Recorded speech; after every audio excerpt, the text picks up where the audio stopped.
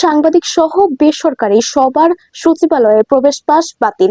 সার্বিক নিরাপত্তার স্বার্থে বাংলাদেশ সচিবালয়ে কর্মরত কর্মকর্তা কর্মচারীদের অনুকূলে ইস্যু করা প্রবেশ পাস ছাড়া সাংবাদিকদের অ্যাক্রিডিটেশন কার্ড সহ বেসরকারি ব্যক্তিদের জন্য সব ধরনের অস্থায়ী প্রবেশ পাস বাতিল করেছে সরকার। শুক্রবার 28 ডিসেম্বর রাতে স্বরাষ্ট্র মন্ত্রণালয়ের দায়িত্বরত প্রধান উপদেষ্টার বিশেষ সহকারী মোহাম্মদ খোদা বখশ চৌধুরীর স্বাক্ষরিত এক সংবাদ বিজ্ঞপ্তিতে এই সিদ্ধান্ত জানানো হয়।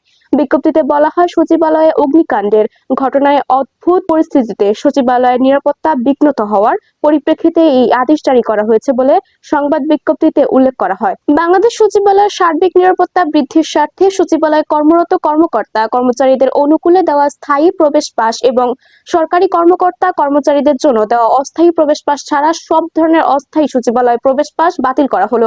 বিজ্ঞপ্তিতে আরো বলা হয়, সাংবাদিকদের অনুকূলে ইস্যু করা অ্যাক্রিডিটেশন কার্ড দ্বারা সচিবালয়ে প্রবেশাধিকার পরবর্তী নির্দেশনা না দেওয়া পর্যন্ত বাতিল করা হলো।